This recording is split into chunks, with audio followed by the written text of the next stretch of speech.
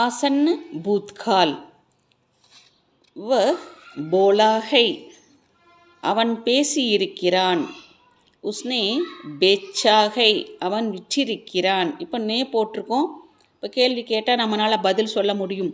அவன் விற்றிருக்கிறான் அப்படின்னா எதை விற்றிருக்கிறான் அப்படின்னா நம்மளால் பதில் சொல்ல முடியும். அந்த மாதிரி டைமில் தான் நே யூஸ் பண்ணுறோம்.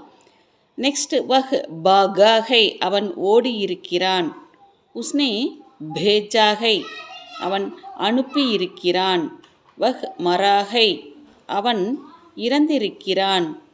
உஸ்னே மாங்கா है, அவன் கேட்டிருக்கிறான். உஸ்னே மானா है, அவன் ஒத்திருக்கிறான். அதாவது அக்செப்ட் பண்ணுறதுன்னு அர்த்தம். வஹ் மிலா है, அவன் சந்தித்திருக்கிறான். உஸ்னே ரக்கா है, அவன் வைத்திருக்கிறான். வஹ் ரஹா है, அவன் இருந்திருக்கிறான். வஹ் ரோக்கா है, அவன் தடுத்திருக்கிறான். வஹ் ரோயா है, அவன் அழுதிருக்கிறான். வஹ் லாயா है, அவன் கொண்டு வந்திருக்கிறான். உஸ்னே லிக்கா है, அவன் எழுதியிருக்கிறான். உஸ்னே லியா है, அவன் எடுத்திருக்கிறான். உஸ்னே லூட்டா है, அவன் கொள்ளையடித்திருக்கிறான். வஹ் லேட்டா है, அவன் படுத்திருக்கிறான். வஹ் லௌட்டா है, அவன் திரும்பியிருக்கிறான்.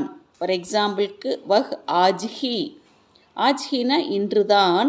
லௌட்டா है, திரும்பியிருக்கிறான். உஸ்னே சஜாயா है, அவன் அலங்கரித்து இருக்கிறான். உஸ்னே சம்ஜா है, அவன் புரிந்திருக்கிறான். வஹ் சஹா है, அவன் பொறுத்திருக்கிறான். உஸ்னே சியா है, அவன் தைத்திருக்கிறான். உஸ்னே சோச்சா है, அவன் யோசித்திருக்கிறான். வஹ் சோயா है, அவன் தூங்கியிருக்கிறான். உஸ்னே சீக்கா है, அவன் கற்றிருக்கிறான். உஸ்னே சிக்காயா है, அவன் கற்பித்திருக்கிறான். வஹ் ஹன்சா है, அவன் சிரித்திருக்கிறான். வஹ் ஹட்டா है, அவன் அகன்றிருக்கிறான். உஸ்னே ஹட்டாயா है, அவன் அகற்றியிருக்கிறான். வஹ் ஹாரா है, அவன் தோற்றிருக்கிறான். உஸ்னே ஹராயா है, அவன் தோற்கடித்து இருக்கிறான். யாரை தோற்கடித்திருக்கிறான்? ஏதாவது ஒரு பேர் வச்சுக்கோங்க. இப்போ ராமனை தோற்கடித்திருக்கிறான். இப்போ கேள்வி கேட்டு பதில் சொல்கிறோம். நல்லா புரிஞ்சிருப்பீங்கன்னு நினைக்கிறேன்.